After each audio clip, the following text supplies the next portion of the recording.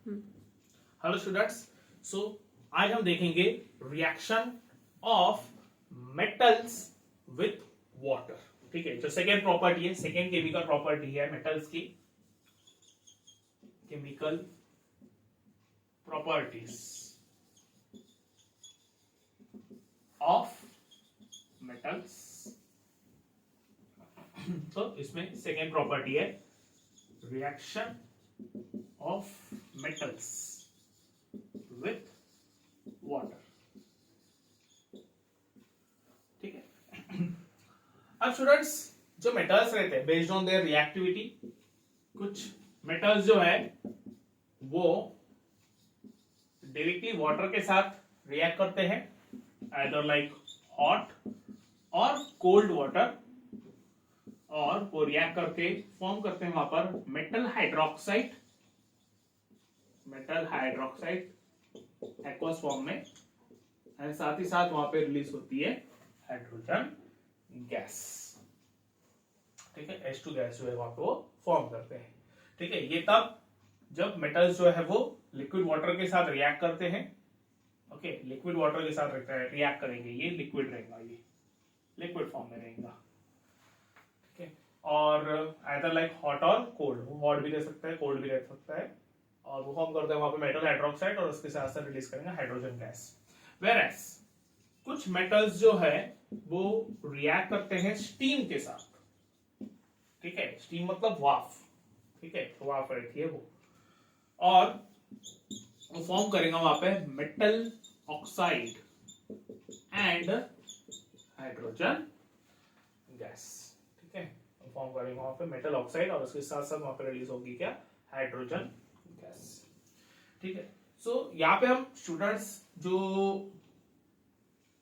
Metals है, generally जो metals के बारे में हम यहाँ पे पढ़ने वाले हैं, एक तो पोटेशियम जो कि हाईली रिएक्टिव है, दूसरा सोडियम, ठीक है, वो भी हाईली रिएक्टिव है, कैल्शियम, ठीक है, थोड़ी सी उसकी रिएक्टिविटी सोडियम और पोटेशियम के कंपैरिजन में कम है, मैग्नीशियम, एल्यूमिनियम, जिंक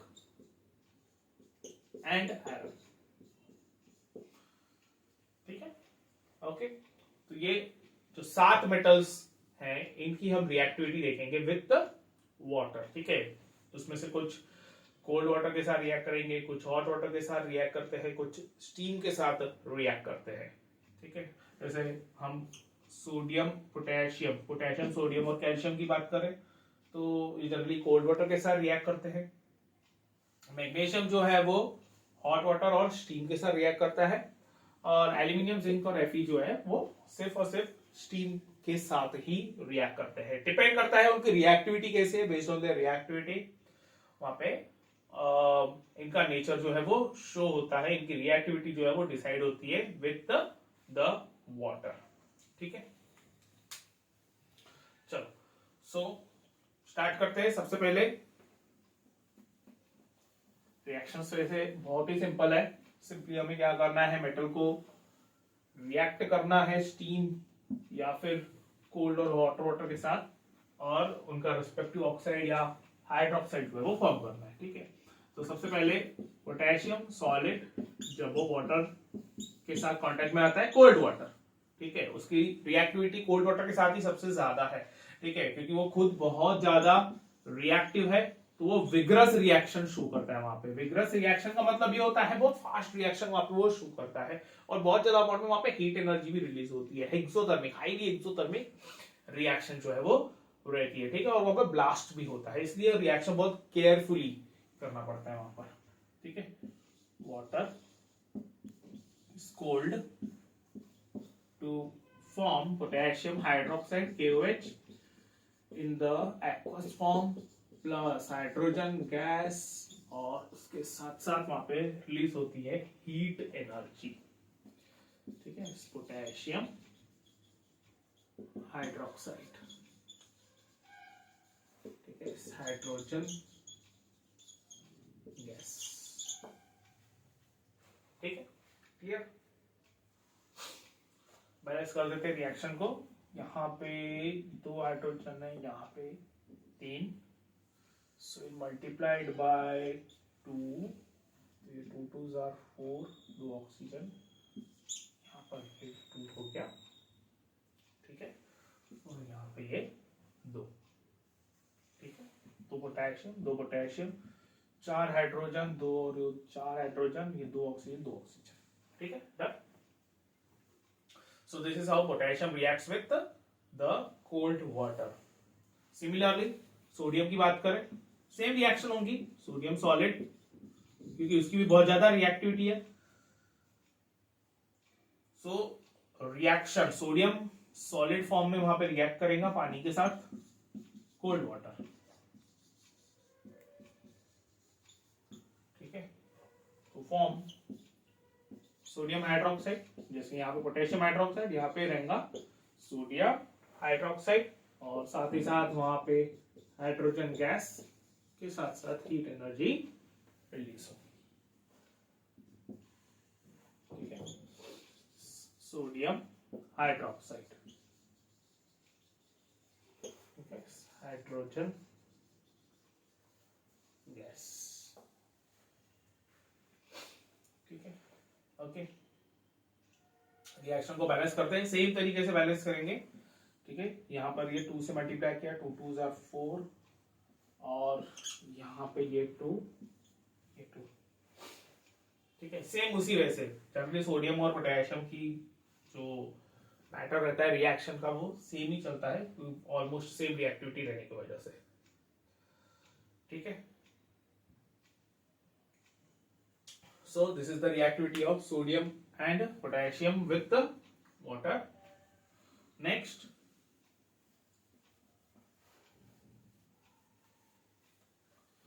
सोडियम के केस में भी वहां पे एक्सप्लोजन ही होता है, क्योंकि रिएक्टिविटी बहुत ज्यादा रहने की वजह से वहां पे बहुत ज्यादा हीट एनर्जी रिलीज होती है और वो एक्सप्लोड होता है वहां पर, ठीक है।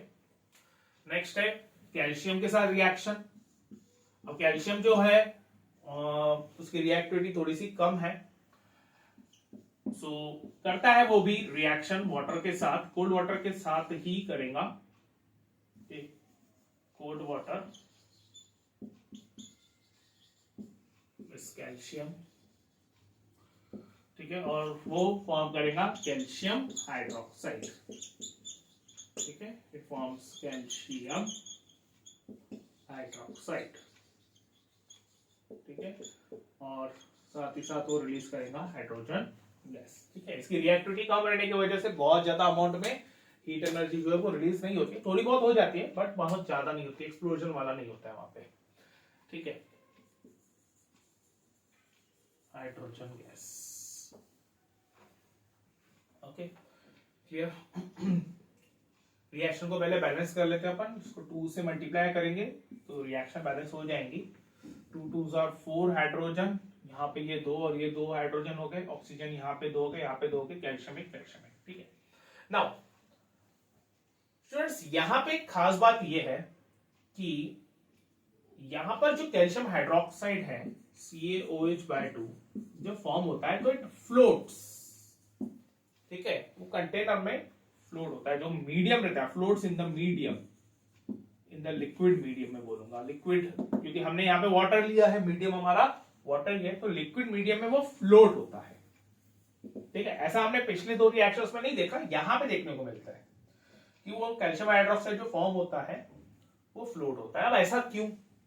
वो तो ऐसा इसीलिए क्योंकि जब यहाँ पे ये हाइड्रोजन गैस रिलीज होती है तो जो कैल्शियम हाइड्रोक्साइड फॉर्म हुआ उसके सरफेस पे गैस के मॉलिक्यूल्स जो है वो अटैच हो जाते हैं, ठीक है, जिस वजह से वो हल्का हो जाता है और फिर वहां पे फ्लोट करना स्टार्ट करता है, ठीक है। तो ये खास बात है कैल्शियम हाइड्रोक्साइड के केस में, वो फ्लोट होता है, ठीक है, क्लियर।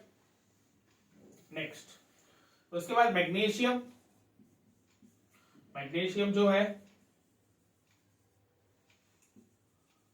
वो भी रिएक्ट करता है वाटर के साथ, सेम रिएक्शन होंगी उसकी कैल्शियम जैसी, लेकिन यहां पर एक्चुअली में वाटर जो लिया जाता है ना वो हॉट वाटर है, ठीक है, वो कोल्ड वाटर के साथ रिएक्ट नहीं करता, रिएक्शन वही रहेगी, सेम ही रहेगी, पैटर्न वही रहेगा, बट वो हॉट वाटर के साथ रिएक्ट करेगा क्योंकि मैग्नीशियम की रिएक्टिविटी कोल्ड वाटर के साथ बहुत कम है ना, नहीं के बराबर है, क्योंकि मैग्नीशियम बहुत हम बोल सकते हैं कंपैरेटिवली सोडियम पोटेशियम और कैल्शियम के कंपैरिजन में लेस रिएक्टिव रहने की वजह से वो कोल्ड वाटर के साथ न रिएक्ट करके हॉट वाटर के साथ रिएक्ट करता है। और हॉट वाटर के साथ भी इसलिए रिएक्ट करता है क्योंकि उसके पास ज्यादा एनर्जी रहती है। सिंपल सी बात है, हॉट वाटर है, टेम्परेचर ज्यादा है, तो हीट एनर्जी भी वहां पे ज्यादा ही रहेगी। ठीक है, इसीलिए ज्यादा एनर्जी रहने की वजह से उसकी रिएक्टिविटी भी ज्यादा रहती है।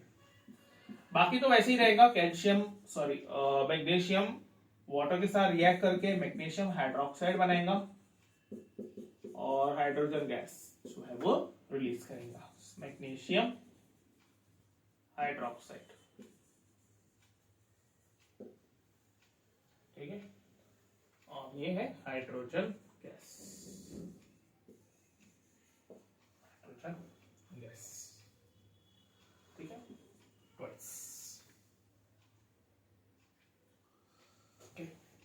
Now, so this was reaction of magnesium with hot water. But यहाँ पर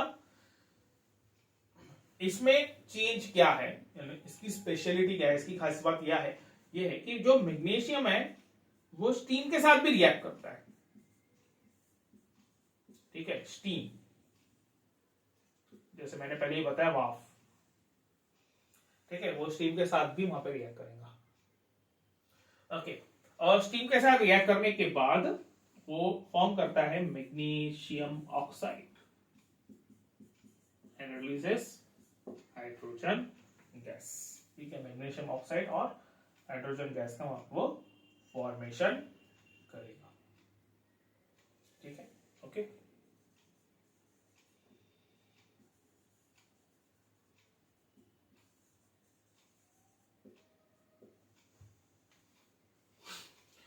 ठीक है, नोट कर लीजिए, this is how the calcium and magnesium reacts with water। ठीक है,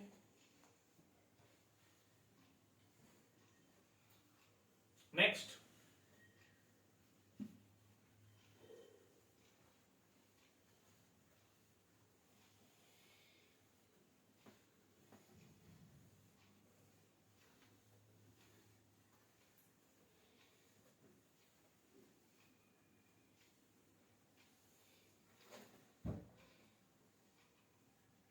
नेक्स्ट है एल्यूमिनियम। ठीक है, सो स्टूडेंट्स, एल्यूमिनियम जो है वो भी स्टीम के साथ ही रिएक्ट करता है। ठीक है, लिक्विड वाटर के साथ वो रिएक्ट नहीं करता, again for the same reasons, उसकी रिएक्टिविटी बहुत ही कम रहती है, तो वो स्टीम के साथ ही रिएक्ट करेगा। जनरली क्या होता है, अगर हम एल्यूमिनियम की बात करें तो जनरली एल्यूमिनियम मेटल के केस में वहां पे ऊपर से एक ऑक्साइड की लेयर जो है वो फॉर्म हो जाती है, लाइक दिस। ठीक है, इसको अपन एल्यूमिनियम ऑक्साइड बोलते हैं। तो इस एल्यूमिनियम ऑक्साइड की वजह से क्या होता है, उसकी रिएक्टिविटी जो है वो पानी के साथ कम रहती है और इसीलिए एल्यूमिनियम को जल्दी जंग भी नहीं लगता है। ओके, सो वो ऑक्साइड की लेयर फॉर्म होने की वजह से it doesn't react with cold और hot water, instead it reacts with the steam. ठीक है, तो अगेन सेम थिंग होगी, वहां पे एल्यूमिनियम ऑक्साइड फॉर्म होगा, क्योंकि हमें पता है कि कोई भी मेटल जो है वो जब स्टीम के साथ रिएक्ट करता है तो metal oxide, respective metal oxide जो है वो फॉर्म करेगा। तो वहां पे फॉर्म करता है एल्यूमिनियम ऑक्साइड सॉलिड फॉर्म में, और साथ ही साथ वो रिलीज करेगा हाइड्रोजन गैस। ठीक है, इसको बैलेंस कर देते हैं हम, aluminium, this is aluminium oxide and this is hydrogen gas।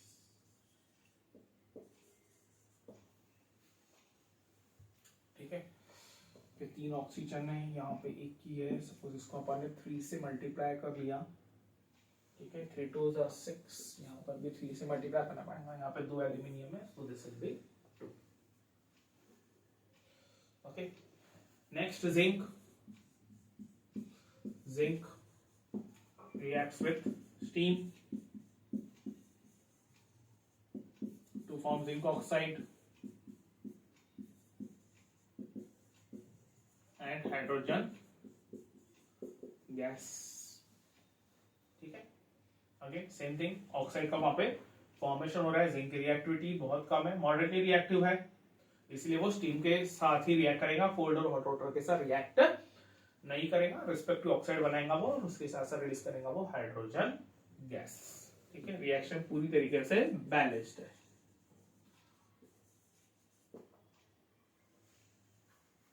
Okay, reaction is completely balanced. Zinc zinc oxygen oxygen H2 उसके बाद लास्ट है Fe, आयरन। अब आयरन के केस में जब वो स्टीम के साथ रिएक्ट करेगा तो वो फॉर्म करता है Fe3O4 और रिलीज करेगा हाइड्रोजन गैस। ठीक है, iron reacts with steam to form Fe3O4 and hydrogen gas. ठीक है, अब इसको हम क्या बोलते हैं? इसको हम बोलते हैं आयरन 2,3 ऑक्साइड। इस तरीके से हम उसको नाम देते हैं, आयरन 2,3 ऑक्साइड।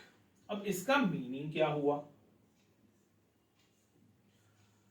तो स्टूडेंट्स, आयरन की जो वैलेंसी रहती है, जनरली उसके ऊपर जो चार्ज रहता है वो दो चार्जेस रहते हैं, एक रहता है +2 और कभी उसके ऊपर आता है +3। तो ये दोनों का कॉम्बिनेशन है, Fe3O4 जो है ना, दोनों का कॉम्बिनेशन है। अगर हम Fe3O4 की बात करें, ठीक है, तो this is written as FeO.Fe2O3, ऐसा लिखा जाता है उसको। ठीक है, एक्चुअल में Fe3O4 नाम का कोई कंपाउंड नहीं रहता नेचर में। ठीक है, जहां पर भी आपको Fe3O4 दिख गया ना, आपको नाम ऐसा लिखा जाएगा, वहां पे दिखाया जाएगा आयरन 2,3 ऑक्साइड, रोमन लेटर में 2,3, रोमन लेटर में 2 मतलब आयरन के ऊपर चार्ज है +2, रोमन लेटर में 3 मतलब आयरन के ऊपर चार्ज है +3, ऐसा दिखाया जाएगा उसको, ऐसा लिखा जाएगा वहां पे, उसका मीनिंग ऐसा निकलता है, +2 और +3 उसके ऊपर चार्ज रहता है। लेकिन Fe3O4 नाम का कोई कंपाउंड नहीं रहता, it is actually the combination of two compounds, FeO and Fe2O3। ठीक है, FeO को कहा जाता है फेरस ऑक्साइड, FeO को कहा जाता है फेरस ऑक्साइड, और Fe2O3 को कहा जाता है फेरिक ऑक्साइड। फेरिक ऑक्साइड, यहां पे आयरन के ऊपर का जो चार्ज रहता है वो रहता है +2, यहां पे आयरन के ऊपर चार्ज रहता है +3। ठीक है, so ferrous oxide and ferric oxide, इस तरीके से कॉम्बिनेशन रहता है दो ऑक्साइड्स का वो। ठीक है, so this is how the iron reacts with the steam to form iron 2,3 oxide, FeO Fe2O3। ठीक है, okay, so this was all about iron. इसको बैलेंस कर देते हैं अपन। बैलेंस करने के लिए what we can do is that, इसको हम मल्टीप्लाई कर देते हैं 4 से, क्योंकि यहाँ पे 4 ऑक्सीजन है। ठीक है, तो इसको 4 से मल्टीप्लाई किया, 4 ऑक्सीजन हो गया वो। Fe यहाँ पे 3 है, इसको 3 से मल्टीप्लाई कर देता हूं मैं। हाइड्रोजन 4 2s are 8 हो गए, 3 हो गया 4, डन। ठीक है, okay, so this is how the iron reacts with the steam. Okay, so let's say we complete the reaction of metals with water. See you in the next lecture. Thank you.